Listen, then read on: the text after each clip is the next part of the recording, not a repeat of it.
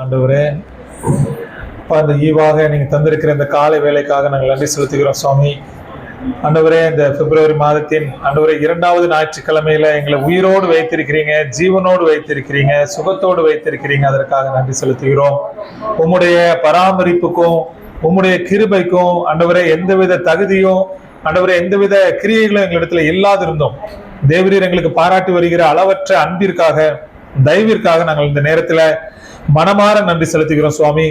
ஆண்டவரே, எங்களுக்கும் எங்கள் குடும்பத்தினருக்கும் ஆண்டவரே நீங்க செய்து வருகிற ஒவ்வொரு நன்மைகளுக்காக நன்றி செலுத்துகிறோம் ராஜா.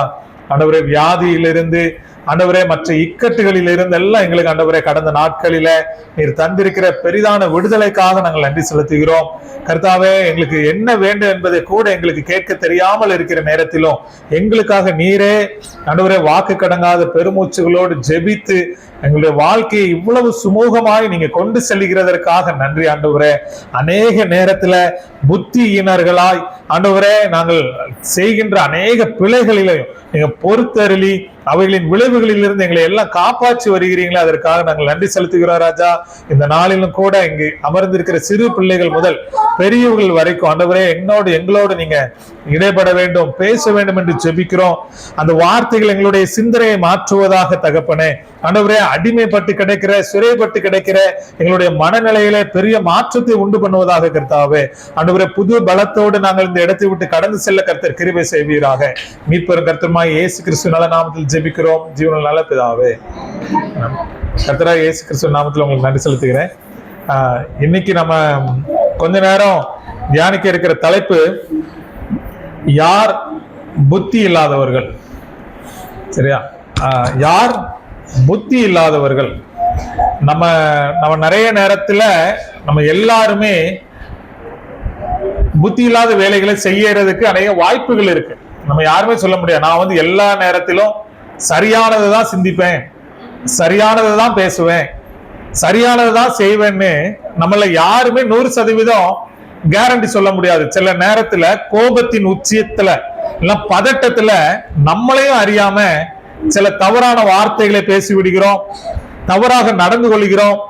இது எல்லாம் தேவனுடைய பார்வையில எப்படி இருக்கும்னா புத்தியீனமாக இருக்கும். ஏன்னா நம்ம எல்லாம் அவரால் அழைக்கப்பட்டு இருக்கிறோம். 3 காரியங்கள் நம்ம இந்த இடத்துல சிந்திக்க இருக்கிறோம். யார் புத்தி இல்லாதவர்கள் அப்படின்னா, முதலாவது அழைப்பின் நோக்கத்தை அறியாதவர்கள். தேவன் நம்மை அழைத்திருக்கிறார், அந்த நோக்கத்தை அறியாதவர்கள் புத்தி இல்லாதவர்கள் என்று பைபிள் சொல்லுது. இந்த தேவனுடைய அழைப்பின் நோக்கத்தை அறியாதவர்கள். அழைப்பு அப்படின்னா என்ன? தேவன் நம்ம எல்லாரையும் ஏதோ ஒரு காரணத்திற்காக நோக்கத்திற்காக அழைத்திருக்கிறார். சும்மா நீ என் பின்னாலவான்னு யாரையுமே கூப்பிடல. அதுக்கு பின்னால ஒரு பெரிய நோக்கம் இருக்கு. நம்ம யாரும் சும்மா இங்க உட்காரல. மற்ற மதத்தினர்கள் அவங்க வழிபடுகிற ஸ்தலத்திற்கு செல்வது போல நம்ம இங்க வரல. இங்க வருவதனால் பின்னால ஒரு நோக்கம் இருக்கு. இயேசுவை தெய்வமாக ஆராதிப்பதினால் அதற்கு ஒரு பின்னாட்களில ஒரு நோக்கம் இருக்கு. பாம் ரெனால்ட் அப்படிங்கிற ஒரு அம்மா இருந்தாங்க. பாம் ரெனால்ட் அவங்க இப்ப இல்ல, இறந்துட்டாங்க. 1991 வருடம் அமெரிக்க தேசத்துல வாழ்ந்த ஒரு பெண்மணி. அவங்களுக்கு 1991 வருடத்துல அவங்களுடைய மூளையில ஒரு ஆபரேஷன் நடக்குது. இந்த ஆபரேஷன் எப்படி பண்றாங்கன்னா, ரொம்ப ஒரு டிஃபிகல்ட்டான ஒரு ஆபரேஷன். ஏன்னா மண்டை ஓட்ட கலத்தி வச்சுட்டு பண்ணணும், மூளையில பண்றாங்க. பெரிய பெரிய டாக்டர்ஸ் எல்லாரும் இருக்கிறாங்க. அவங்களுக்கு ஆபரேட் பண்ணும்போது அவங்களுடைய உடல் வெப்பநிலையை 15 டிகிரிக்கும் கீழே கொண்டு வரணும். அப்படி கொண்டு வந்துட்டாங்க. நல்ல குளிர்ச்சியான ஒரு அறை. அவங்களுடைய இதயத்தை ஸ்டாப் பண்ணிடணும். இதயத்தை ஸ்டாப் பண்ணியாச்சு. கிட்டத்தட்ட சாவு மாதிரி தான். இதய நினைவுனாலே செத்தது போலதான். அந்த நிலைமையில தான் இந்த ஆபரேஷனை பண்றாங்க. காதுல மட்டும் சத்தமான ஒரு இயர் பட் மாதிரி வச்சு ஒரு சத்தத்தை அனுப்புறாங்க. நம்ம காதுல மாட்டோம்ல, ஏன்னா மூளைக்கு சிக்னல் போகுதான்னு பாக்குறாங்க. ஒண்ணுதான். ஆபரேஷன் நடக்கிறதுக்கு 1 மணி நேரத்துக்கு முன்னாடி எல்லா டாக்டர் டிஸ்கஸ் பண்றாங்க. ஆபரேஷன் நடக்குது. அது ஒரு 5-6 மணி நேரம் ஆபரேஷன்ஸ் முடியுது. முடிந்த பிறகு அந்த எல்லாத்தையும் சரி பண்ணிட்டு பார்த்தா அவங்க கண் முழிச்சிடுறாங்க. வந்த பிறகு இவங்களுக்கு டாக்டர்ஸ்க்கு எல்லாம் பெரிய ஆச்சரியம். என்னன்னா, அந்த அம்மா சொன்ன காரியம் அவங்க சொல்றாங்க. இது புத்தகமாகவும் வந்திருக்கு, யூடியூப்லயும் இருக்குது. அவங்க சொல்றாங்க, நீங்க பண்ணின ஆபரேஷன் வெளியில இருந்து பார்த்துட்டு இருந்தேன், உடலுக்கு வெளியில தான் இருந்தேன். நீங்க பேசின காரியங்கள் எல்லாம் எனக்கு தெரியும். நீங்க உபயோகப்படுத்தின மூளையில பண்ணக்கூடிய ஆபரேஷனுக்கு உபயோகப்படுத்துற கத்தி வைக்க மாட்டாங்க. அது பிரஷ் மாதிரி, ஏதாவது நம்ம டூத் பிரஷ் மாதிரி இருக்கு. அதுக்கு பேர் சொல்றாங்க. இதுக்கு ஒரு பேர் நீங்க சொன்னீங்க. இது அந்த பாக்ஸ்ல வச்சிருக்கீங்க. நான் வெளியில இருந்து பாத்துக்கிட்டே இருந்தேன். நான் உங்களை கூப்பிட்டேன், உங்க யாருக்குமே கேட்கல. என்னுடைய உடம்புல நீங்க இந்த ஆபரேஷன் பண்ணீங்க. கொஞ்ச நேரம் இங்க இருந்தேன். அப்புறம் நான் ஒரு பெரிய ஒரு குகைக்குள்ள இழுத்துட்டு போகப்பட்டேன். வேகமாக நான் சென்றேன். பெரிய வெளிச்சம் இருந்துச்சு. நான் எங்கேயோ போறேன். இறந்து போன என்னுடைய உறவினர்கள் ஒரு சிலரை நாங்க பார்த்தேன். கடைசியா சொல்றாங்க, ரொம்ப அதிக வெளிச்சத்தின் பக்கத்துல போனேன். போகும்பொழுது ஒரு சத்தம் கேட்டுச்சு, உன்னுடைய நேரம் இன்னும் வரல, நீ திரும்பி போன்னு சத்தம் கேட்டுச்சு. நான் திரும்பி வந்தேன். எனக்கு நீங்க ஆபரேஷன் முடிச்சிருக்கீங்க, நான் கண் முழிச்சு பாக்குறேன். இதை கேட்ட மருத்துவர்களால இதை மறுக்கவே முடியல. அவங்க சொன்ன எல்லாம் உண்மை. அவங்க அந்த அறையில என்னென்ன நடந்துச்சுன்னு சொன்னாங்களோ எல்லாமே உண்மை. அவங்களுக்கு மயக்க மருந்து கொடுத்திருக்கிறாங்க, மூளையை ஓபன் பண்ணி இருக்கிறாங்க, இதயத்தை நிறுத்தி வைத்திருந்தாங்க. அதற்கு பிறகுதான் அதுல இருந்து அநேக மருத்துவர்கள் கர்த்தராகிய இயேசு கிறிஸ்துவை ஏற்றுக்கொண்டாங்க.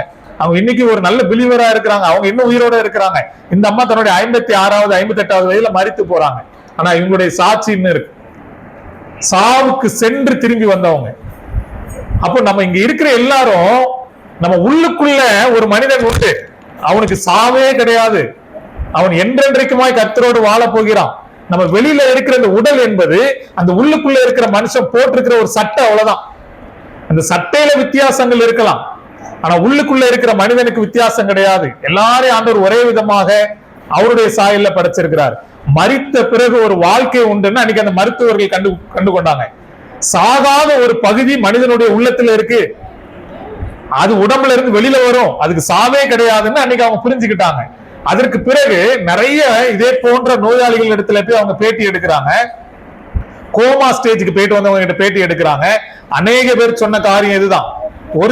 ஒரு சிலர் சொல்றாங்க, இந்த அம்மா பேர் பாம் ரெனால்ட், இதே போல அநேகர் சொல்றாங்க. இதெல்லாம் தொகுத்து வைத்து அவங்களிடத்துல எடுத்த பேட்டி எல்லாம் தொகுத்து வைத்து ஆஃப்டர் டெத் அப்படிங்கக்கூடிய ஒரு டாக்குமெண்ட்ரி படமே அந்த மருத்துவர்கள் எல்லாரும் சேர்ந்து எடுத்திருக்கிறாங்க. அதுல ஒவ்வொருத்தரும் ஒண்ணு சொல்றாங்க.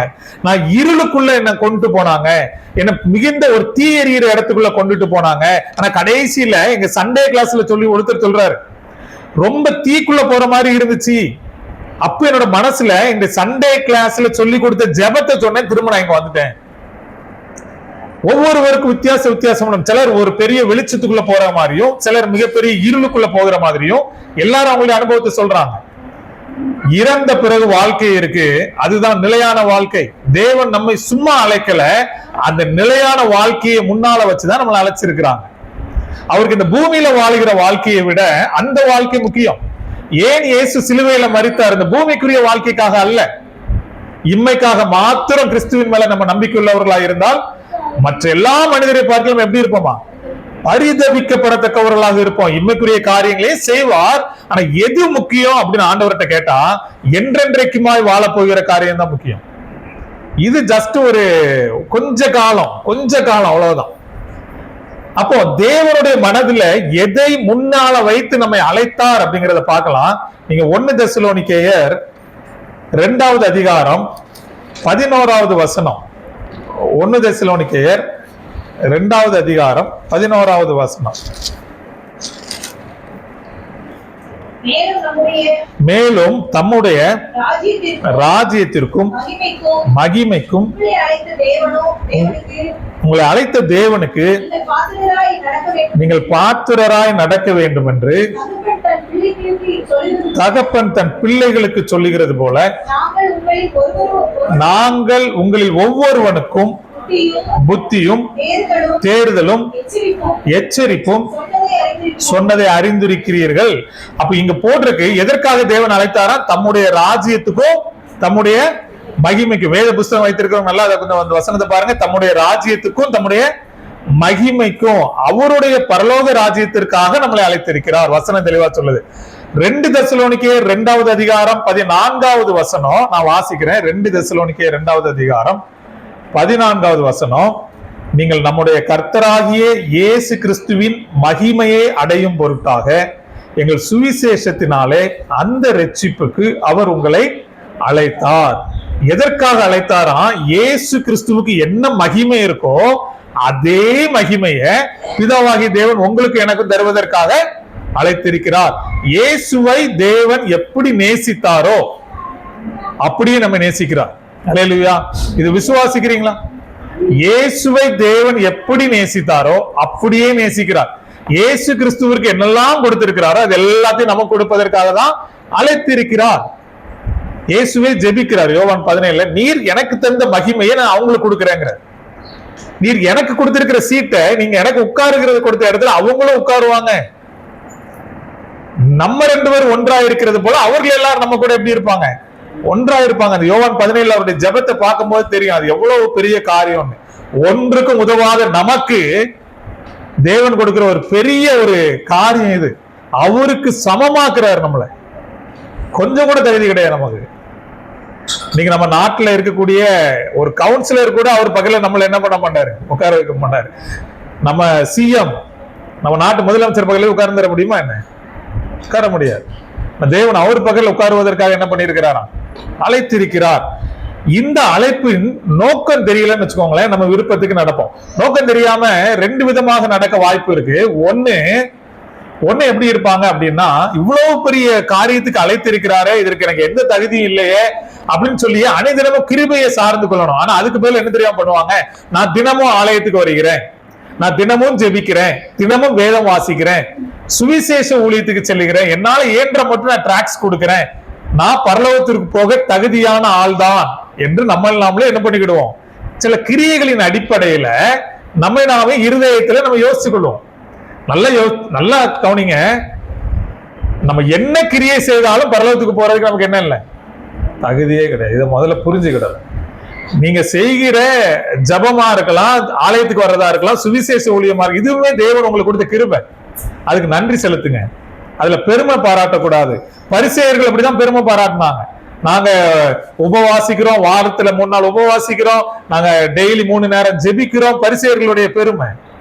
அப்ப ஆண்டவர் சொல்றாரு, நீங்க மத்தேயு 20வது அதிகாரம் பாருங்க. மத்தேயு 20வது அதிகாரம், அங்க ஆண்டவர் அழகா ஒரு உவமையை சொல்லிட்டு ஒரு காரியத்தை சொல்றாரு. அங்க ஒரு மனுஷன் அவன் வீட்டுக்கு வேலைக்கு ஆட்களை கூப்பிடுறான். காலையில போறான். காலையில 9 மணிக்கு போறான். நம்ம டைமுக்கு அது 9 மணி, இங்க 3ஆம் மணி வேலைன்னு போட்டுருவோம். காலையில 9 மணிக்கு போறான். இந்த திராட்சை தோட்டத்துல வேலை பார்க்கணும். ஒரு நாளைக்கு 1 பணம் தாரேன், ஒரு நாளைக்கு 1 பணம் தாரேன், நீங்க வாங்க அப்படின்னு சொல்லிட்டு, நீங்க 2வது வசனம் பாருங்களேன். வேலையாட்கள் நாளொன்றுக்கு 1 பணம் கூலி பேசி அவர்களுக்கு தன் திராட்சை தோட்டத்துக்கு அனுப்பினான். காலை 9 மணிக்கு போறான். கொஞ்சம் வரை என் திராட்சை தோட்டத்துல போய் வேலை பாருங்க, சாயந்தரம் உங்களுக்கு எவ்வளவு தருவேன்? 1 பணம். அன்னைக்கு ஒரு நாள் வேலைக்கு சம்பளம் 1 பணம். அதுக்கு பிறகு ஒரு 12 மணிக்கு போறாரு. 12 மணிக்கும் போய் அதே மாதிரி ஒருத்தர் கூப்பிட்டுறாரு கொஞ்சம் வேற, அவங்களுக்கு எவ்வளவுதான்? 1 பணம். அது சொல்லல, நீங்க வாங்க வேலைக்கு வாங்கன்றாரு. அடுத்து 3 மணிக்கு போறாரு, மதியம் 3 மணிக்கு அவங்களையும் கூப்பிடுறாரு. அதுக்கப்புறம் 5 மணிக்கு போறாரு. அவங்க நாட்டுல எத்தனை மணிக்கு வேலை முடியும்னா 6 மணிக்கு வேலை முடிஞ்சிடும். இவர் எத்தனை மணிக்கு போய் வேலைக்கு ஆளை கூப்பிடுறாரு? 5 மணிக்கு போய் கூப்பிடுறாரு. 5 மணிக்கு ஆட்கள் வர்றாங்க. 6 மணி ஆயிட்டு வேலை முடிஞ்சிட்டு எல்லாருக்கும் சம்பளம் கொடுக்கணும். இப்ப யாருக்கு முதல்ல கொடுத்துருக்கணும்? காலையில வந்தவங்களுக்கு தானே கொடுத்துருக்கணும். ஆனா அப்படியே மாறி இருக்கு. கடைசியா வந்தவங்களுக்கு எல்லாம் 1 பணம் கொடுக்கிறார். இதை பார்த்து முதல்ல வந்தவங்க நினைச்சாங்க நமக்கு அதிக பணம் கிடைக்கும்னு. இல்ல, அவங்களுக்கும் 1 பணம் தான் கொடுத்தாரு. அப்பவும் கேட்டாங்க, இது நியாயமா? நீங்க சொல்லுங்க, இது நியாயமா? இது நியாயமா? இது நியாயம். ஏன்னா பேசிதான் கூப்பிட்டார். நாளொன்றுக்கு 1 பணம் கூலி பேசிதானே கூப்பிட்டாரு. நீங்க ஒத்துக்கிட்டு தானே போனீங்க, ஒத்துக்கிட்டு தானே போனோம். நம்ம அக்ரிமெண்ட்ல ஓகே சொல்லிட்டு தானே போனோம். கொடுக்கிறாரு. இவங்க சண்டைக்கு போறாங்க. அப்ப சொல்றாரு, என்னுடைய பணத்தை ஏன் இஷ்டப்படி செலவழிக்க எனக்கு ரைட்ஸ் இல்லையா, அதிகாரம் இல்லையா, உரிமை இல்லையான்னு கேட்கிறாரு. அதுக்கப்புறம் சொல்றாரு, நான் தயாளனா இருக்கிறபடியால் நீங்க வன்கரனா இருக்கலாமா. இது எதுக்குன்னா, பரிசேயர்களும் அந்த காலகட்டத்தில் இருந்த வேத பாரகர்கள் என்ன நினைச்சாங்க, நமக்கு பரலோகத்துல ஸ்பெஷல் சீட் கிடைக்கும். இந்த பாவிகள், வேசிகள், ஆயக்காரங்கள்லாம் இப்போ இவர் பின்னால சுத்துறாங்க. அவங்களுக்கு ஒருவேளை பரலோகத்துல கடைசி இடம் ஏதாவது ஒண்ணு கொடுப்பாங்க ஒருவேளை அப்படின்னு நினைச்சாங்களா? பரலோகத்துக்குள்ளே வர முடியாது அப்படின்னு நினைச்சிட்டு இருந்தாங்க. ஆண்டவர் சொன்னாரு, அவன் தான் உங்களுக்கு முன்னால என்ன பண்ணிடுவான், உள்ள போயிருவான். எல்லாருக்கும் ஒண்ணுதான், இவங்களால ஏற்றுக்கொள்ள முடியல. அப்படின்னு ஆண்டவர் சொல்றாரு. கடைசியா நீங்க அந்த 16வது அதிகாரம் 20வது அதிகாரம் 16வது வசனம், மத்திய 20:16 பாருங்க. இவ்விதமாக பிந்தினோர் முந்தினோராயும் பிந்தினோராயும் இருப்பார்கள். அழைக்கப்பட்டவர்கள் அநேகர், தெரிந்து கொள்ளப்பட்டவர்களோ சிலர் என்றார்கள். அப்ப நிறைய பேர் அழைத்தாரு, ஆனால் ஒரு சிலரை தான் என்ன பண்ணிக்கிட்டாரு, தெரிந்து கொண்டார். யாருன்னா அந்த அழைப்பின் மகத்துவத்தை புரிந்து கொண்டவங்க. ஆண்டவரே, இவ்வளவு பெரிய அழைப்புக்கு நான் பாத்திரன் ஆகவே முடியாது ஆண்டவர், நான் விசுவாசத்திலையும் கிருபையிலையும் தான் அதுக்குள்ள வர முடியுமே தவிர இவ்வளவு பெரிய அழைப்புக்கு நான் ஒண்ணு செய்ய முடியாது என்ற அந்த தாழ்மையின் மனநிலைமையில இருக்கிறவங்கள தான் ஆண்டவர் என்ன பண்ணுவாரா, தெரிந்து கொள்ளுவாராம். இந்த ஓமையில இன்னொரு டைப் இருக்கிறாங்க, ரட்சிக்கப்பட்டிருப்பாங்க, ஆண்டவருக்குள்ள வந்திருப்பாங்க, ஏனோ தானம் என்று வாழ்ந்துட்டு இருப்பாங்க. தேவன் இவ்வளவு பெரிய காரியத்துக்கு அழைத்திருக்கிறாரே, நமக்கு கொஞ்சம் சரியாக நடக்கணுமே. சமீபத்துல பாத்தீங்கன்னா காவல்துறையை சேர்ந்த ஒரு சிலரை கைது பண்ணாங்க. ஏன் அப்படின்னா சாலையில குடிச்சிட்டு கலாட்டா பண்ணிட்டு இருந்தது. எதுக்காக அப்படின்னா அவங்களை எதற்காக வச்சிருக்கிறாங்க, அவங்களோட அழைப்பு என்ன, மக்களுக்கு பாதுகாப்பு கொடுக்க வேண்டியவங்க, அவங்களை என்ன பண்றாங்க, குடிச்சிட்டு கலாட்டா பண்ணாங்கன்னு சொல்லி அவங்களை தூக்கி உள்ள போட்டாங்க. இன்னைக்கு நம்மை தேவன் அழைத்திருக்கிறார், நாம எப்படி நடக்கிறோம்? நீங்க மத்திய 22வது அதிகாரத்துக்கு வந்தீங்கன்னா மத்திய 22:14 வசனம் பாருங்களேன். 14 மத்திய 22. அந்தபடியே அழைக்கப்பட்டவர்கள் அநேகர், தெரிந்து கொள்ளப்பட்டவர்களோ சிலர் என்றார். இங்கே அதே வசனம், ஆனா இங்க சொன்ன கதை வேற கதை. என்ன கதை சொன்னாரு? ஒரு ராஜா அவருடைய பையனுக்கு கல்யாணம், எல்லாரையும் கூப்பிட்டாரு. ஒருத்தன் சொன்னா எனக்கு இப்பதான் கல்யாணம் ஆயிருக்கு, என்னால என்ன பண்ண முடியாது, வர முடியாது. இன்னொருத்தன் சொன்னா இப்பதான் ஒரு இடம் வாங்கியிருக்கேன், என்னால வர முடியாது. இன்னொருத்தன் சொன்னா இப்பதான் மாடு வாங்கியிருக்கேன், என்னால வர முடியாது. அப்ப ஆண்டவர் சொன்னாரு, நீங்க வழியருகே போய் எல்லாரையும் கூப்பிட்டு வாப்பா. இவெல்லாம் வரல, இவெல்லாம் விட்டுருங்க. அதெல்லாம் அந்த யூதர்களை குறிப்பிட்டு சொன்னது. இவெல்லாம் வரமாட்டான்டா, விட்டுருங்க, நீங்க எல்லாரையும் கூப்பிடுங்க. அந்த எல்லாரும் நம்ம இருக்கிறோம். இதுக்கு முன்னால ஊமையில 5 மணிக்கு கூப்பிட்டாங்களா, அது யாரு தெரியுமா? நம்ம தான். இந்த 5 மணி குரூப்பே நம்ம தான். 1 மணி நேரம் வேலை தான். நமக்கு ஆண்டவர் என்ன பண்ணிடுவாரு, பெரிய காரியத்தை கொடுத்துருவாரு. அவங்க அப்படி இல்ல, ஆபிரகாம்ல ஆரம்பிச்சு வேலை பார்த்துட்டு இருக்காங்க. ஆபிரகாம்ல ஆரம்பிச்சாச்சு அவங்க அழைப்பு. ஆயிரக்கணக்கான வருடங்களாக. நம்ம எப்போ மிஞ்சி போனா நம்ம தாத்தா பாட்டி அப்பா அம்மா எல்லாம் பாத்தீங்கன்னா நம்ம தான் இந்த 5ஆம் மணி குரூப். 1 மணி நேரத்துக்குள்ள அவங்களுக்கு ஆபிரகாமோட சந்ததியோட நம்ம என்ன பண்ணப்பட்டோம், இணைக்கப்பட்டு விட்டோம். இஸ்ரவேலரோடு நம்ம என்ன பண்ணப்பட்டோம், இணைக்கப்பட்டுட்டோம். இதெல்லாம் யூதர்களால ஏற்றுக்கொள்ளவே முடியாது. இங்க பாத்தீங்கன்னா இங்க ஒரு குரூப் இருக்கு, எல்லாரும் வந்தாங்க அந்த கல்யாண வீட்டுக்கு. ஆனா ஒருத்த மட்டும் எப்படி தெரியுமா வந்தா, ஒரு மாதிரி ஒரு அழுக்கான கிழிந்த ட்ரெஸ்ஸோட வந்தான். பொதுவா ராஜாவின் வீட்டு திருமணத்திற்கு ஆடைகள் அழிக்கப்படும், எல்லாருக்கும் கொடுப்பாங்க. இவனுக்கு கொடுத்திருந்தாங்க. இவன் என்ன நினைச்சிட்டான், இந்த ட்ரெஸ் போதும், ஏதோ போய் சாப்பிட தானே போறோம் அப்படின்னு போய் சாப்பிட போனான். கடைசியில் அவன் என்ன பண்ணாங்க, அழைப்புக்கு அவன் உகந்தவனா இல்லைன்னு கையும் காலும் கெட்டி அவனை கொண்டு போய் இருளும், அதுல அழகா போட்டிருக்கு 13வது வசனத்துல, அழுகையும் பற்கடிப்பும் உண்டாயிருக்கிற புறம்பான இருளிலே போடுங்கள். இப்படி இடத்த பார்த்திருக்கிறாங்க சிலர். செத்ததுக்கு பிறகு அவங்க உயிரோட சொல்றாங்க, அழுகையும் பற்கடிப்பும் இருளுமான இடத்துக்குள்ள நாங்க அழைத்து செல்லப்பட்டோம், திரும்ப வெளியில வந்துட்டோம். எப்படியோ நம்மளால அதை பார்த்துட்டு மனம் திரும்ப கூடாது, கேட்டுட்டே மனம் திரும்பிடணும். ஆண்டவரே, அந்த இடத்துக்கு நம்ம என்ன பண்ணிடக்கூடாது, நீங்க அழைத்த அழைப்புக்கு கொஞ்சமா பாத்திரனா இருக்கணும். ஏனதானன்னு ஒரு வாழ்க்கை வேண்டாம் ஆண்டவரே, என்னால முடியல, எனக்கு நீங்க உதவி பண்ணுங்கன்னு கேட்டா ஆண்டவர் கட்டாயம் என்ன பண்ணுவாங்க, உதவி செய்வாங்க. நீங்க இன்னும் 2 பக்கம் திருப்பிக்கோங்களா. மத்திய 25வது அதிகாரத்துல பாத்தீங்கன்னா, மத்திய 25வது அதிகாரத்துல 3 ஓமைகளை ஆண்டவர் சொல்றாரு. அதுல முதலாவது ஓமை என்ன அப்படின்னா, புத்தியுள்ள கன்னிகைகள், புத்தி இல்லாத கன்னிகைகள். 10 பேர் இருப்பாங்க. புத்தியுள்ள கன்னிகைகள் 5 பேர் இருந்தாங்க, புத்தி இல்லாத கன்னிகைகள் 5 பேர் இருந்தாங்க. அவங்களை எதற்காக அழைச்சாங்க சொல்லுங்க? அந்த 10 பேருடைய வேலை என்ன? மணவாளன் வருவார், எதிர்கொண்டு விளக்குகளை ஏந்தி போனாரு. அவர் சாயந்தர நேரம் வராரு. இவங்களுடைய வேலையே என்ன அப்படின்னா, விளக்குகளை ஏந்தி கொண்டு போக வேண்டும். அழைக்கப்பட்டது இதுக்குதான் அவங்களை கூப்பிட்டு இருக்காங்க. விளக்குகளை ஆயத்தம் பண்ணி கொண்டு போறவங்களுக்கு என்ன தேவையோ தேவையில்லை, கட்டாயம் தேவைதானே. நான் எதற்கு அழைக்கப்பட்டேனோ அதுக்குரிய காரியத்தை நான் செய்யல. இப்போ ஒரு ஒரு ஒரு போலீஸ்காரர் இருக்காரு, காலையிலேயே போலீஸ் ஸ்டேஷன்ல டியூட்டி வந்துருச்சு. யூனிஃபார்ம் போடாம போனா எப்படி இருக்கும்? சும்மா வீட்டுல ஒரு பழைய ஒரு லுங்கியும் ஒரு பனியனும் போட்டு போனாருன்னா, நீங்க போறது உங்க டியூட்டிக்கு தான், அதுக்குன்னு இப்படிதான் போகணும்னு ஒண்ணு இருக்கு. அப்ப நீங்க விளக்கை கொண்டு போவதற்காக அழைக்கப்பட்டிருக்கிறீங்க. சும்மா விளக்கை எடுத்து எனதனமா ஒரு விளக்கை எடுத்து போடுங்க, அது எரிஞ்சா எரியுது, எரியலன்னா போகுது, அது செக் பண்ணி கூட பாக்குறது இல்ல, கிளம்பி போயாச்சு. இது எப்படி இருக்கும்? ஆண்டவர் அவங்களை பார்த்து சொல்றாரு, ஃபூலிஷ் பீப்புள்ங்கிறாரு, புத்தி இல்லாதவங்க. நீ எதற்காக அழைக்கப்பட்டியோ அந்த அழைப்பே உனக்கு தெரியலையே, என்ன காரியத்துக்கு உனக்கு வேலைக்காக நீ அழைக்கப்பட்டியோ அந்த வேலையே தெரியலையே. இவங்களுக்கு பேர் என்ன பேர் வச்சாங்க? புத்தி இல்லாதவர்கள் அப்படின்னு ஆண்டவர் வச்சார். அப்ப முதலாவது அழைப்பின் நோக்கம் அறியாதவர்கள் யார் அப்படின்னா இந்த புத்தி இல்லாதவர்கள். சரியா? அப்ப நம்ம கர்த்தரை நம்ம எப்படி பற்றி கொள்ள வேண்டும்? நம்ம பெருமையாவும் இருக்கக்கூடாது, ஏனதானு வாழக்கூடாது. எப்படி பற்றி கொள்ளணும்னா ஒரே ஒரு வசனம் வாசிட்டு அடுத்த தலைப்புக்கு போகலாம். எபிரேயர் 12வது அதிகாரம். எபிரேயர் 12வது அதிகாரம் எடுத்தவங்க வாசிங்க. 28வது வசனம். எபிரேயர் 12:28. ஆதலால் அசைவில்லாத ராஜ்யத்தை பெறுகிறவர்களாகிய நாம் பயத்தோடும் பக்தியோடும் தேவனுக்கு பிரியமாய் ஆராதனை செய்யும்படி கிருபையை பற்றி கொள்ள. எவ்வளவு அழகா ஒவ்வொரு வார்த்தையும் ஆவியானவர் அர்த்தத்தோடு இந்த வசனத்தில் இருக்க ஒவ்வொரு வார்த்தையும் அவர் எப்படி பற்றி கொள்ளணுமா? பயத்தோடும் பக்தியோடும் அவர் எப்படி இருக்கணுமா? அவருக்கு பிரியமாய் ஆராதனை செய்யும்படிக்கு கிருபையை பற்றி கொள்ளக்கணும். கிருபைங்கிறது தகுதி இல்லாதவர்கள் கொடுக்கிற ஒரு ஈவு. அந்த ஒரு கிருபையோட பயத்தோடையும் பக்தியோட என்ன பண்ணுவாங்களே பற்றி கொள்றதுங்கிறார். அப்ப இப்படிதான் நம்ம வாழ அழைக்கப்பட்டிருக்கிறோம். அழைப்பின் நோக்கம் அறிந்தவர்கள் இப்படி வாழுவாங்க. ஏன்னா அசைவில்லாத ராஜ்யத்தை என்ன பண்ண போறோம்? பெறப்போகிறோம்.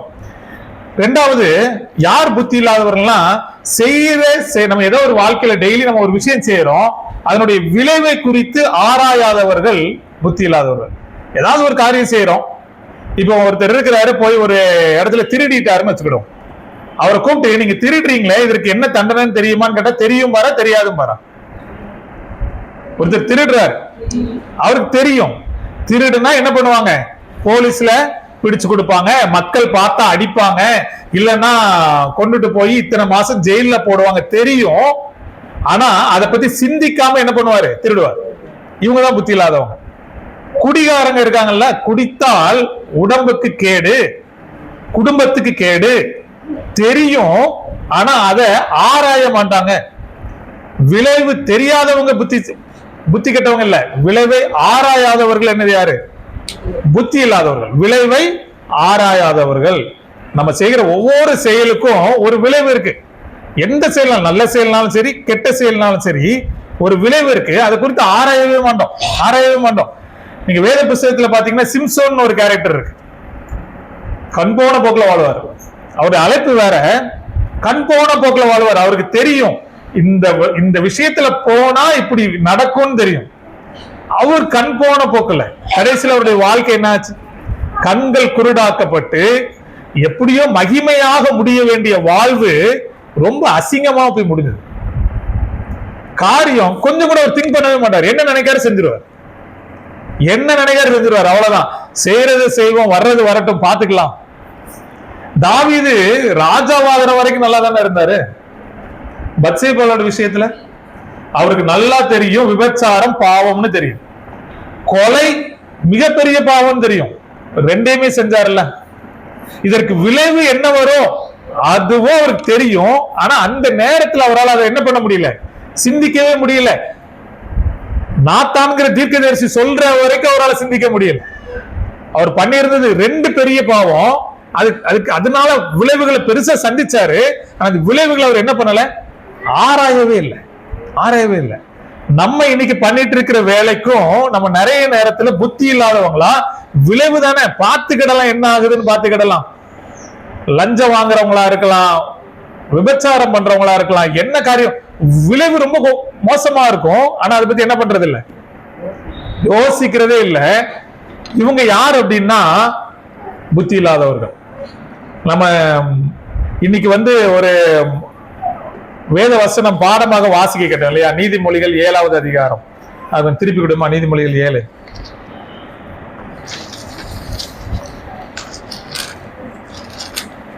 நீதிமொழிகள் 7வது அதிகாரம் 7வது வசனம் கொஞ்சம் பாருங்களேன். பழைய ஏற்பாட்டுல இது நல்லா கவனிங்க. பேதையர்களாகிய வாலிபர்களுக்குள்ளே ஒரு புத்தியீன வாலிபனை கண்டு அவனை கவனித்த. நீங்க நல்லா பாருங்க, 2 வார்த்தை போட்டிருக்கு. பேதையர்களாகிய வாலிபருக்குள்ளே ஒரு புத்தி இல்லாத வாலிபர். நீங்க நல்லா பாருங்க. அப்போ இதுல என்ன போட்டிருக்குன்னா, வாலிபர்கள் அப்படின்னாலே அவங்க எப்படிதான் இருப்பாங்க, பேதைகளா தான் இருப்பாங்க. பேதைகள்னா ரொம்ப பெருசாலாம் என்ன பண்ண முடியாது, யோசிக்க முடியும். நீங்க பாத்திருப்பீங்களா, வாலிப பசங்க பாருங்க, அப்படியே அவனுக்கு அந்த உடம்புல இருக்கிற அந்த இதுக்கு எதுனாலும் பண்ணுவான். சண்டைக்கு போறதுனா இருக்கலாம், இல்லைன்னா வாய்க்கு வந்தபடி பேசிடுவாங்க. அப்புறம் யோசிப்பாங்க. இந்த எல்லா வாலிபர்களுமே பேதைகள் தான் போட்டிருக்கு. அதுக்குள்ள ஒருத்தர் தான், அவன் யார் தெரியுமா? புத்தியீனமான வாலிபர். அவனை ஏன் புத்தியீனன் எழுதியிருக்கு அப்படின்னா, அவன் வாழ்க்கைக்கு அவனே குழி தோண்டினான். நீங்க நல்லா யோசிச்சு பாருங்க. ஒருத்தர் மரத்தோட கொப்புல உட்கார்ந்து மரத்தை வெட்டுறாரு. அவர் மரத்தை கொப்புக்கு இந்த பக்கம் உட்கார்ந்து அங்கிட்டு வெட்டுறாருன்னு வச்சுக்கோங்க, அவரு எங்கதான் விழுவாரு? கீழே விழுவாரு. இது முட்டாள்தனம் தானே? இந்த வாலிபனை பத்தி போட்டிருக்கு. இந்த வாலிபனை எதற்கு அவர் ஒப்பிட்டு எழுதுறாருன்னு பாருங்க. 22வது 23வது வசனம், அதே அதிகாரம் நான் வாசிக்கிறேன். உடனே அவன் அவள் பின்னே சென்றான். இங்க வந்து அவள்னு போட்டிருக்கிறது வந்து ஒரு பெண் அப்படின்னு எடுத்துக்கலாம், இல்ல உலகம்னு எடுத்துக்கிடலாம். உலக கவர்ச்சிக்கு பின்னால போகிற விசுவாசிக்கு இதான் நடக்கும். அதுக்கு வந்து 3 காரியத்தை அவர் ஒப்பிடுகிறார் பாருங்க. ஒரு மாடு அடிக்கப்படும்படி செல்வது போல. நல்லா பாருங்க, ஒரு மாடை ஒருத்தர் கூட்டிட்டு போய் வெட்ட போறான்னு வச்சுக்கோங்க, அது ஜாலியா போகும். அதுக்கு தெரியாது இவன் எங்கதான் கூட்டு போறான்னு தெரியாது, வெட்டுறதுக்கு தான் கூட்டு போறான்னு தெரியாது. அது சாட்ல ஜாலியா அவங்க என்ன பண்ணும், நடந்து போயிட்டு இருக்கும். அவன் ஏதாவது புல் ஏதாவது கொடுத்தான்னா அது கொடுத்து கூட்டிட்டே போவான். அதுவும் என்ன பண்ணிட்டே இருக்கும், நடந்து போய்கிட்டே இருக்கும்.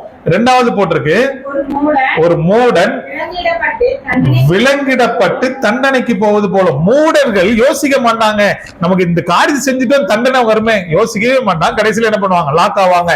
அடுத்தது ஒரு குருவி தன் பிராணனை வாங்கும் கண்ணியை அறியாமல் அதில் விழ தீவிரிக்கிறது போலும் அவளுக்கு பின்னே போனான். அம்பு அவன் ஈரலை பிளந்தது. அவன் எப்படி போனான் தெரியுமா? அம்பு அவன் ஈரலை பிளந்துட்டான். அதுக்கு அவன் எப்படி போனான் தெரியுமா? சந்தோஷமா போனான், செம்ம ஜாலியா போனான். ஒரு குருவியை பிடிக்கிறதுக்கு வந்து வலை போட்டிருப்பாங்க. அது பிடிக்கிறதுக்கு வலைக்கு மேல என்ன போட்டிருப்பாங்க, நெல்லு, கோதுமை, தானியங்களை போட்டிருப்பாங்க. இந்த குருவிக்கு மேல இருந்து பார்க்கும்போது எது கண்ணுக்கு தெரியும்? தானியம் தெரியும். செம்ம ஸ்பீடா கீழே வரும். ஆனா அதுக்கு கீழே என்ன இருக்கு? வலை. புத்தி கெட்ட குருவி. நீங்களும் நானும் நிறைய நேரத்துல இப்படி புத்தி கெட்டத்தனமா இந்த உலகம் காட்டுகிற சில நெல்லுக்கும் கோதுமைக்கும் ஆசைப்பட்டு பின்னால இருக்கிற வலைய பாக்குறது இல்ல. வேகமா போய் விழுறோம், கடைசியில நம்ம தான் மாட்டிக்கிடும். சில இடத்துல விழுந்துட்டோம்னா வெளியிலே வர முடியாது. அவ்வளவுதான், அதோட முடிஞ்சது. நமக்கு தெரியும், கொஞ்சம் உட்கார்ந்து நிதானிச்சு தேவனுடைய சமூகத்துல அமர்ந்து, ஆண்டவரே இந்த ஒரு காரியம் என்னை இழுக்குது, எனக்கு இந்த ஒரு காரியம், இந்த உலகத்துல ஒரு வாய்ப்பு வருது, இதுக்கு நான் போகலாமா, இதை நான் செய்யலாமா, இதுக்கு பின்னால ஏதாவது இந்த உலகத்தினுடைய கன்னிகள் இருக்கா? கன்னிகள்லாம் பொறி, இந்த எலி பொறியெல்லாம் வைக்கிறோம்ல, இந்த மாதிரி இதே மாதிரி ஏதாவது காரியம் இருக்குதான்னா ஆண்டவர் என்ன பண்ணுவார்? அழகா காட்டுவார். ஆனா என்ன பண்ண மாட்டோம், யாராவது ஒருத்தர் வந்து வாங்க நம்ம பஞ்சாயத்து ஆபீஸ்ல ஒரு வேலை இருக்கு, ஒரு 2 லட்சம் ரூபாய் கொடுங்க அப்படின்னா போதும், நம்ம என்ன பண்ணிடுவோம், உடனே டக்குன்னு புரட்டி போய் அந்த வேலையில உட்காந்துருவோம்ல. ஏன்னா இன்னைக்கு வேலை கிடைக்கிறதே கஷ்டம் அப்படின்னு போய் உட்காந்துருவோம். ஆனா அதுக்கு பின்னால என்ன இருக்கும்? பெரிய வலை இருக்கும். இது ஒரு எக்ஸாம்பிள் சொல்றேன். இதே மாதிரி நிறைய காரியங்கள்ல நம்ம பின் விளைவுகளை ஆராயாம என்ன பண்ணிடுவோம், விழுந்துடுறோம். அப்படி விழுந்த இடத்துல கர்த்தர் நமக்கு ஒரு உணர்வை கொடுத்தால் கர்த்தர் நம்மளை என்ன பண்ணுவார்? மீண்டும் வலையில் இருந்து நம்முடைய கால்கள் என்ன பண்ணுவாரு? கொண்டு வந்துருவார், வெளியில கொண்டு வருவார். ஆனா அப்பவும் உணர்வு இல்லாம இருந்தோம்னா கஷ்டம்தான். அப்ப முதலாவது நம்ம என்ன பார்த்தோம் அப்படின்னா, அழைப்பின் நோக்கத்தை அறியாதவர்கள் யாரு? புத்தி இல்லாதவங்க. 2வது, செய்யற செயலின் விளைவை ஆராயாமல் இருப்பவர்கள் யாரு? புத்தி இல்லாதவங்க. இவருக்கு ஒரு ரூல் இருந்துச்சு, பவுலுக்கு வந்து ஒரு ரூல் இருந்துச்சு பார்த்தோம். அந்த ரூல் படி வாழ்ந்தாரு. அது மட்டும் என்னன்னு நம்ம பார்க்கலாம்.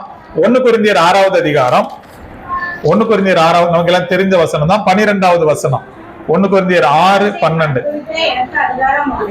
எல்லாவற்றையும் அனுபவிக்க எனக்கு அதிகாரம் உண்டு. அவர் சொல்றாரு, நான் நினைச்சேன்னா எதனாலும் செய்யறதுக்கு எனக்கு என்ன இருக்கு? அதிகாரம் இருக்கு. ஆகிலும் எல்லாம் தகுதியா இருக்காது. எல்லாவற்றையும் அனுபவிக்க எனக்கு அதிகாரம் உண்டு. ஆகிலும் நான் ஒன்றுக்கும் அடிமைப்பட மாட்டேன். இதே மாதிரி ஒரு வசனம் 1 கொரிந்தியர் 10:23 இருக்கு. அதுல இதே தான் வரும். ஆகிலும் எல்லாம் பக்தி விருத்தியை உண்டாக்காதுன்னு சொல்லி முடிச்சிருப்பாரு. இங்க என்ன அப்படின்னா, அவர் வந்து எல்லாவற்றையும் செய்ய எனக்கு அதிகாரம் உண்டு, ஆகிலும் எல்லாம் தகுதியா இராது. இதுக்கு சரியான மொழிபெயர்ப்பு என்னன்னா, ஆகிலும் எல்லாம் எனக்கு பிரயோஜனமா இருக்காது. இதுதான் சரியான மொழிபெயர்ப்பு. நீங்க ஆங்கில வேத புஸ்தகத்துல பாத்தீங்கன்னா பெனிஃபிஷியல்னே போட்டிருக்கு. அதாவது எல்லாம் எனக்கு எப்படி இருக்காது, பிரயோஜனமா இருக்காது. நீங்க செய்யற எல்லாமே உங்களுக்கு பிரயோஜனமா இருக்கான்னா பரலோகத்தின் வெளிச்சத்துலதான் பார்க்கணும். நான் மரித்து ஒரு இடத்துக்கு போறேனே, நான் இந்த செயல் செஞ்சா அங்க அதுக்கு மார்க் இருக்கா? நான் இங்க ஒரு காரியத்தை செஞ்சேன்னா அதுக்கு மதிப்பெண்கள் இருக்கா? யாரோ ஒருத்தர் நம்மளை நமக்கு விரோதமா ஏதோ ஒரு காரியத்தை பண்ணிட்டாங்க, இப்ப நம்ம அவங்கள மன்னிக்கிறோம்னு வச்சுக்கோங்க, பரலோகத்துல அதுக்கு மார்க் இருக்கா இல்லையா? நம்ம மன்னிக்கிறோம், அவங்க தப்பு நமக்கு விரோதமா பண்ணிருக்கிறாங்க, மன்னிச்சுட்டு அங்க என்ன இருக்கு, மார்க். அப்ப இது எனக்கு பிரயோஜனமான ஒரு வேலை. இல்ல மன்னிக்கல, நானும் எதிர்த்து நிக்கிறேன்னு வச்சுக்கோங்க, மார்க் இல்ல, அதுக்கு மேல அங்க பனிஷ்மெண்ட் தான் இருக்கு. அப்போ இப்படி இந்த வெளிச்சத்துலதான் நம்ம என்ன பண்ண வேண்டியது இருக்கு. எதனாலும் நான் செய்யலாம். பக்கத்து வீட்டுக்காரங்க மேல போலீஸ் கேஸும் கொடுக்கலாம், பக்கத்து வீட்டுக்காரங்க மேல கோர்ட்ல கம்ப்ளைண்ட்டும் கொடுக்கலாம், பக்கத்து வீட்டுக்காரங்களை மன்னிக்கவும் செய்யலாம். எல்லாவற்றையும் செய்ய எனக்கு அதிகாரம் உண்டு.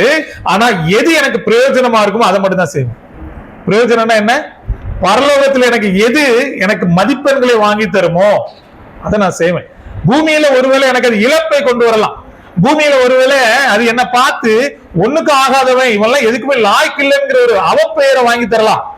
பரலோகத்துல அதுக்கு மதிப்பு இருக்கு, நான் அதான் செய்வேன். இது ஞானம் உள்ளவர்கள். மற்றவங்க எல்லாம் எப்படி, புத்தி இல்லாதவர்கள். சரி, கடைசியா ஒரு காரியத்தை சொல்லி நம்ம முடிக்கலாம். இந்த புத்தி இல்லாத ஒரு வாழ்க்கையை வாழ்ந்தோம்னா தேவன் நமக்கு சில ஆசீர்வாதத்தை தருவார். பாத்தீங்களா? அந்த ஆசீர்வாதம் கூட சாபமா மாறி போயிடும். புத்தி இல்லாதவர்களுக்கு வருகிற ஆசீர்வாதம் சாபமாக மாறும். ஏன்னா அதுக்கு காரணம் ஆண்டவர் இல்ல, நம்ம தான் புத்தி இல்லாம வாழ்ந்தோம்னா நம்ம கையில கொடுக்கிற ஆசீர்வாதத்தை என்ன பண்ணிடுவோம், சாபமாக மாறிடுவோம். ஏன்னா புத்தி இல்லாதவங்க வாழ்க்கையில தேவ சித்தம் என்ன பண்ண முடியாது, நிறைவேறவே முடியாது, அவங்க விடவே மாட்டாங்க. அப்போ புத்தி இல்லாத ஒரு தகப்பன் தன்னுடைய பிள்ளைகள் வாழ்க்கையில என்ன பண்ண மாட்டான், தேவ சித்தத்தை நிறைவேற விட மாட்டான். புரியுதா? பிள்ளைகள்ங்கிறது ஆசீர்வாதம் தானே, பிள்ளைகள் ஆசீர்வாதம் தானே. புத்தி இல்லாத ஒரு தாய் தன்னுடைய பிள்ளைகள் வாழ்க்கையிலையும் தேவனுடைய சித்தத்தை என்ன பண்ண மாட்டாங்க, நிறைவேற்ற முடியாதபடிக்கு தடையா இருப்பாங்க. நீங்க ஒரு 2 காரியத்தை நம்ம பார்க்கலாம். மத்தேயு 25வது அதிகாரத்தை எடுத்துவாங்க. மத்தேயு 25வது அதிகாரம். அப்ப நம்ம புத்தியுள்ள கன்னிகைகள், புத்தி இல்லாத கன்னிகைகள் பார்த்தோம். அதுக்கு அடுத்தபடியாக 2 உவமைகள் வருகிறது. அதை பார்த்தோம் அப்படின்னா 15வது வசனம் பாருங்க, 25. அவனுடைய திறமைக்கு தக்கதாக, மத்தேயு 25:15, அவனுடைய திறமைக்கு தக்கதாக ஒருவனிடத்தில் 5 தாலந்தும், ஒருவனிடத்தில் 2 தாலந்தும், ஒருவனிடத்தில் 1 தாலந்துமாக கொடுத்து உடனே பிரயாணப்பட்டு. நீங்க நல்லா கவனிங்க, 3 பேரை தான் கூப்பிட்டாரு. அவரு ஒரு பெரிய ஆளு, சரியா? ஒரு பெரிய ஆளு. அவர் என்ன பண்றாரு, அவருடைய சொத்தெல்லாம் பிரிச்சு 3 பேர்கிட்ட கூப்பிடுறாரு. ஒருத்தருக்கு 5 பங்கு கொடுக்கிறாரு, ஒருத்தருக்கு 2 பங்கு கொடுக்கிறாரு, ஒருத்தருக்கு என்ன பண்றாரு, 1 பங்கு கொடுக்கிறாரு. அப்ப இந்த 3 பேரையுமே அவர் மதிச்சிருக்கிறாரு. 3 பேருக்குமே ஒரு ஆசீர்வாதத்தை தானே கொடுக்கிறாரு. தன்னுடைய சொத்துல இருந்து பிரிச்சு ஆசீர்வாதத்தை கொடுத்தாரு. இந்த ஆசீர்வாதம் 3வது நபருக்கு எப்படி மாறிட்டு, சாபமாக மாறிட்டு. ஆசீர்வாதத்தை தான் கொடுத்தாரு. அவர் 1 தாளந்து என்ன பண்ணாரு, ஒரு மனுஷனை கொடுத்தாருல்ல, அவன் அதை என்னதான் மாத்திக்கிட்டான், சாபமாக மாத்திட்டான். அவர் திரும்பி வந்த உடனே அவனை என்ன பண்றாரு, தண்டிக்கிறாருன்னு பாக்குறோம். ஏன் அப்படின்னா அவனுடைய வாழ்க்கையில எதற்காக அதை கொடுத்தாரோ அதை அவன் என்ன பண்ணல, சரியா அப்படி நிறைவேற்ற. நம்ம வாழ்க்கையில தேவன் எதற்காக ஒரு காரியத்தை கொடுக்கிறார், எதுக்கு எனக்கு வீடு கொடுக்கிறாரு, எதுக்கு எனக்கு வேலை கொடுக்கிறாரு, எதுக்கு எனக்கு சம்பளம் கொடுக்கிறாரு, ஆண்டவர்கிட்ட கேட்கணும். ஆண்டவர் சித்தப்படி நம்ம வாழும் போது சரியாக வாழ்க்கை இருக்கும். இல்ல அப்படின்னா அதுவே நமக்கு எப்படி மாறிடும், சாபமாக மாறிடும். நீங்க இதுக்கு அடுத்த பாத்தீங்கன்னா அதே மத்தேயு 25ல 34வது வசனம் பாருங்களேன். 34வது வசனம் நான் வாசிக்கிறேன். அப்பொழுது ராஜா தமது வலது பக்கத்தில் நிற்பவர்களை பார்த்து, வாருங்கள், என் பிதாவினால் ஆசீர்வதிக்கப்பட்டவர்களே, உலகம் உண்டானது முதல் உங்களுக்காக ஆயத்தம் பண்ணப்பட்டிருக்கிற ராஜ்யத்தை சுதந்திரித்துக் கொள்ளுங்கள். சரியா? இது 34வது வசனம். இதே மாதிரி இன்னொரு இடத்துல பாத்தீங்கன்னா அவர் என்ன சொல்றாருன்னா 41வது வசனம், அப்பொழுது இடது பக்கத்தில் நிற்பவர்களை பார்த்து அவர், சபிக்கப்பட்டவர்களே, என்னை விட்டு பிசாசுக்காகவும் அவன் தூதர்களுக்காகவும் ஆயத்தம் பண்ணப்பட்டிருக்கிற நித்திய அக்கினியிலே போங்கள். 2 பக்கத்திலும் ஆட்கள் இருக்கிறாங்க. ஒரு சைடு ஆட்களை பார்த்து பிதாவினால் ஆசீர்வதிக்கப்பட்டவர்களே. இன்னொரு பக்கத்துல இருக்கும்போது என்ன சொன்னாரு? பிதாவினால் சபிக்கப்பட்டவர்கள் என்ன சொன்னாரு? அப்படி சபிக்கப்பட்டவர்கள் என்ன சொன்னாரு? ஏன்னா பிதா என்ன பண்ண மாட்டாரு? சபிக்கலாம் மாட்டார். சாபம் நம்மளா தேடிக்கிறார். பிதாவினால் ஆசீர்வதிக்கப்பட்டவர்கள் ஒரு பக்கம், பிதாவினால் ஆசீர்வதிக்கப்பட்டவங்க ஒரு பக்கம், இன்னொரு பக்கம் யாரு? சபிக்கப்பட்டவங்க. நீங்க ரெண்டு பேருக்கும் ஆண்டவர் சமமாகவே எல்லா ஆசீர்வாதத்தையும் இந்த பூமியில கொடுத்தாரு. நல்லா யோசிச்சு பாருங்க. ரெண்டு பேருக்கு சாப்பாடு கொடுத்தாரா? ரெண்டு குரூப்புக்கும் ஆண்டவர் நல்ல போதுமான அளவு சாப்பாடு கொடுத்தாரு. ஒரு குரூப் என்ன பண்ணுச்சு? அவங்களும் சாப்பிட்டுட்டு சாப்பாடு இல்லாதவங்களுக்கு அதை கொடுத்தாங்க. இன்னொரு குரூப் என்ன பண்ணுச்சு? அவங்க மட்டுமே சாப்பிட்டாங்க. ரெண்டு குரூப்புக்குமே ஆண்டவர் நல்ல ட்ரெஸ் கொடுத்தாரா? கொடுத்தாரு. ஒரு குரூப் அவங்களுக்கும் நல்ல ட்ரெஸ் போட்டுக்கிட்டாங்க, இல்லாதவங்களுக்கும் உதவி செய்தாங்க. இன்னொரு குரூப் அவங்க மாத்திரமே அனுபவித்தாங்க. ரெண்டு பேருக்கும் தேவையான வசதிகள் எல்லாம் சரிசமமா செய்தார். ஆனா ஒருத்தங்க தனக்குன்னே வாழ்ந்தாங்க, இன்னொருத்தங்க தேவ சித்தத்தின்படி வாழ்ந்தாங்க. இப்போ ஒரு குரூப் தேவன் கொடுத்த ஆசீர்வாதத்தை ஆசீர்வாதமாகவே மாத்திக்கிட்டாங்க, இன்னொருத்தங்க தேவன் கொடுத்த ஆசீர்வாதத்தை எப்படி மாத்திக்கிட்டாங்க? சாபமா மாத்திக்கிட்டாங்க. அப்போ ஏன்னா இவங்க வாழ்க்கையில எது நடக்கல? தேவ சித்தம் நடக்கல. புத்தி இல்லாதவங்க தேவன் கொடுக்கிற ஆசீர்வாதத்தை எப்படி மாத்திக்கிடுவாங்க? சாபம் மாத்திக்கிடுவாங்க. அதனால உங்க கையில இருக்கிறது ஆசீர்வாதமா சாபமாங்கிறது நீங்க அதை எப்படி பயன்படுத்துறீங்களா இருக்கு. வேலையோ மனைவி பிள்ளைகளோ குடும்பமோ வீடோ ஆஸ்தியோ ஆசீர்வாதம் இல்ல. அது தேவ சித்தப்படி பயன்படுத்தினா ஆசீர்வாதம், தேவ சித்தத்துக்கு விரோதமா பயன்படுத்தினா அதுவே உங்களுக்கு சாபம், அதுவே எனக்கு சாபம். அப்ப நான் அதை எப்படி பயன்படுத்துகிறேன்? இந்த உலகத்துல நம்ம நினைக்கிறோம் பெரிய ஞானி யாருன்னு பைபிள்ல போட்டிருக்கு? சாலமோன். அவனுக்கு நிறைய ஆசீர்வாதம் இருந்துச்சு, கடைசியில் அவன் எப்படி போயிட்டான்? எல்லாத்தையும் சாபமா மாத்திட்டான். சாலமோன் எல்லாவற்றையும் எப்படி மாத்திட்டான்?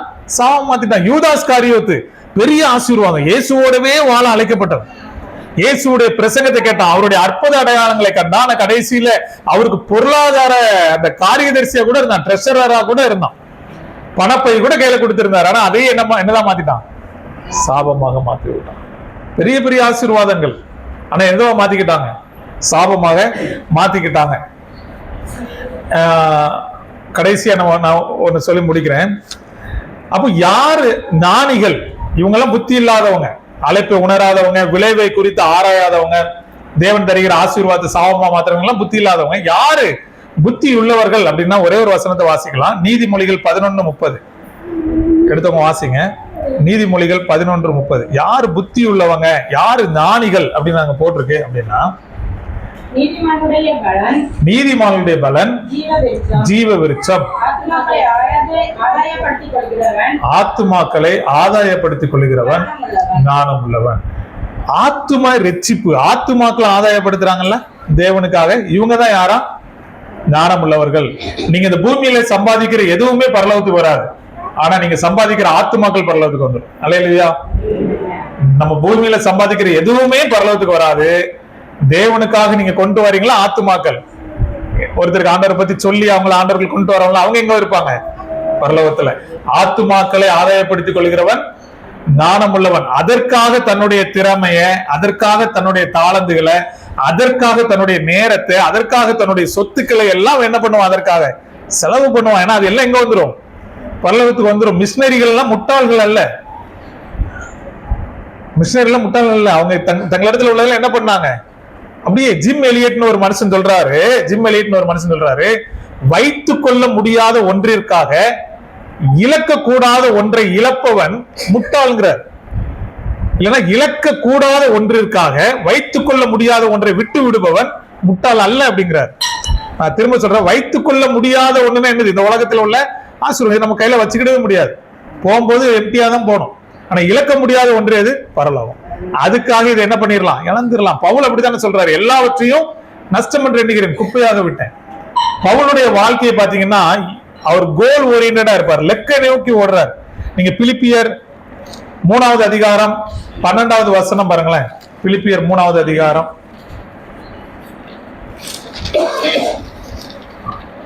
12, 13, 14 இல்ல 14வது வசனம் மட்டும் நான் வாசிக்கிறேன். 14 பிலிப்பியர் 3:14. கிறிஸ்து இயேசுவுக்குள் தேவன் அழைத்த பரம அழைப்பின் பந்தய பொருளுக்காக இலக்கை நோக்கி தொடர்கிறேன். அவருக்கு என்ன இருந்துச்சு? அவர் எதுக்காக என்ன அழைத்தாரோ அதை நோக்கி தான் நான் என்ன பண்ணுவேன்? வாழுவேன். சரியான ஒரு கோலோட, ஒரு இலக்கோட அவர் என்ன பண்றாரு, வாழ்ந்தார். இயேசுவும் அப்படிதான் வாழ்ந்தார். நீங்க எபிரேயர் புஸ்தகம் எடுங்களேன், எபிரேயர் 12வது அதிகாரம், அங்க இயேசு கிறிஸ்துவ குறித்து ஒரு வார்த்தை இருக்கு. 2வது வசனம், எபிரேயர் 12:2. அவர் தமக்கு முன் வைத்திருந்த சந்தோஷத்தின் பொருட்டு அவமானத்தை எண்ணாமல் சிலுவையை சகித்து தேவனுடைய சிங்காசனத்தின் வலது பார்சத்தில் வீற்றிருக்கிறார். ரொம்ப அழகா போட்டிருக்கு. இயேசு கிறிஸ்து சிலுவையை சகித்தார், அவமானப்பட்டார். இதெல்லாம் எதனால தெரியுமா? அவருக்கு முன்னால வச்சிருந்த சந்தோஷத்தை பொறுத்து. அவருக்கு முன்னால அதனால என்ன கிடைக்கும்? ஒரு பெரிய சந்தோஷம். அவர் இன்னைக்கு பிதாவோடு கூட வலது பார்சத்தில் வீற்றிருக்கிறாரு. இத நம்ம எல்லாம் ரட்சிக்கப்பட்டவங்க இதை பார்க்கும்போது இயேசுக்கு எப்படி இருக்கும்? ரொம்ப சந்தோஷமா இருக்கும்ல. இதையெல்லாம் அவர் பார்த்துதான் அவமானத்துக்கும் சிலுவைக்கு என்ன பண்ணார்? தன்னை ஒப்பு கொடுத்தார். நம்மளும் பரலோக வாழ்க்கையை பார்த்தோம் அப்படின்னா இந்த பூமியில எப்படி இருப்போம்? அவமானத்துக்கும் சிலுவைக்கு நம்மளே என்ன பண்ணிடுவோம்? ஒப்பு கொடுத்துருவோம். பவுல் அப்படிதான் வாழ்ந்தார். நான் கடைசியா ஒன்னு கேட்கிறேன், இந்த உலகத்துல வாழ்ந்ததிலேயே மிகப்பெரிய ஞானி சாலமோனா பவுலா? பவுல் தான் ஞானி. சாலமோன் ஞானி இல்லை. சாலமோனுடைய முடிவு சாபமாய் போனது. மிகப்பெரிய ஞானினா பவுல் தான். அவருக்கு தெரியும் இங்க தேவனுக்காக எவ்வளவு தூரம் ஆத்மாதாயம் பண்றோமோ அங்க அதுக்கு என்ன இருக்கு, பலன் இருக்குன்னு சொல்லி எவ்வளவு தூரம் கஷ்டப்பட முடியுமோ அவ்வளவு என்ன பண்ணிட்டாரு, கஷ்டப்பட்டு எழுதுறாரு.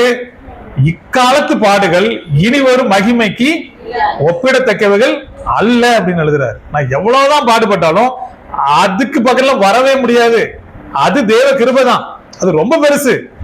ஆனாலும் என்னால முயன்றவரை நான் என்ன பண்ணிடுறேன். அப்ப இன்னைக்கு நம்ம புத்தி உள்ளவர்களாக வாழ்றோமா, புத்தி இல்லாதவர்களாக வாழுகிறோமா? தேவனிடத்துல கேட்கலாம், ஆண்டவரே எனக்கு புத்தி இல்லை. ஒரு ஞானம் இல்லைன்னா ஆண்டவர்கிட்ட கேட்டா ஞானம் தருவாருன்னு சொல்றாங்கல்ல. ஆண்டவரே எனக்கு புத்தி இல்லை, ஆண்டவரே சரியான ஒரு வாழ்க்கையை வாழணும். நான் செய்யற செயலினுடைய விளைவை நான் தெரியாமே செஞ்சுட்டே இருக்கிறேன் ஆண்டவரே, அதை ஆராயாமே செஞ்சுட்டு இருக்கிறேன். எனக்கு நல்ல புத்தியை தாங்க ஆண்டவரே. என் அழைப்பின் நோக்கத்தையே தெரியாம ஏனோதானு வாழ்றேன், இல்ல பெருமையில வாழ்ந்துட்டு இருக்கிறேன். என் இருதயத்தை மாத்துங்க, நான் புத்திசாலியாக வாழணும். நம்ம கண்ணில் போட்டு ஜெபிக்கலாம். கிருபையில் நல்ல ஆண்டவரே நமக்கு நன்றி செலுத்துகிறோம். ஆண்டவரே, நாங்கள் சாலமோனை போல வாழ விரும்பல, உங்களை போல பவுலை போல வாழ விரும்புகிறோம் சுவாமி. எங்களுடைய புத்தி இனத்தை எல்லாம் எங்களுக்கு தயவாக மன்னிங்க, புத்திசாலிகளாய் மாற்றுங்க ஆண்டவரே. ஒரு காரியத்தின் விளைவை ஆராய்ந்து அதற்கேற்றபடி நடக்க தேவனுடைய கிருபை செய்வீராக. இம்மைக்காக மாத்திரம் நாங்கள் உங்களை பிடித்துக் கொள்ளாமல் ஆண்டவரே, மறுமை நித்தியமான ஒரு மறுமை உண்டு என்பதை நாங்கள் ஆழமாய் விசுவாசித்து அதற்கேற்றபடி புத்தியாய் நடக்க உதவி செய்யுங்க. ஆலயத்தின் பிள்ளைகள் ஒவ்வொருவரோடும் எங்களோடும் உங்க கிருபை எப்பொழுது இருப்பதாக இயேசு கிறிஸ்துவினால நாம் ஜெபிக்கிறோம். ஜீவனுள்ள நல்ல பிதாவே.